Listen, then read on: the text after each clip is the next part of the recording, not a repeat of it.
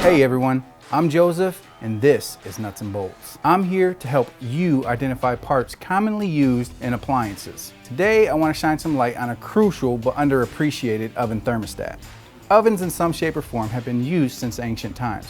The earliest ovens were found in Central Europe and date back 29,000 BC. That's pre-recorded history. These ovens were roasting and boiling pits inside yurts used to cook mammoth. The first official oven in recorded history, however, was built in 1490 in France and made from brick and tile. I guess that's why the French claim culinary mastery. As we approach the oven today, let's appreciate a particular part that helps us prepare all of our favorite meals.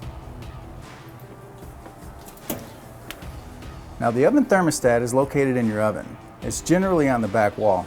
Oven thermostats are electromechanical switches designed to regulate the temperature in the oven's cavity. The thermostat controls the power to the heating element by turning it on and off to maintain the desired temperature inside the oven. Due to the cycle of this heating system, the temperatures will always be fluctuating on and off. An oven that is overheating or burning your foods are common faults. In most cases, the problem is simply a faulty oven thermostat failing to regulate the temperature in your oven correctly.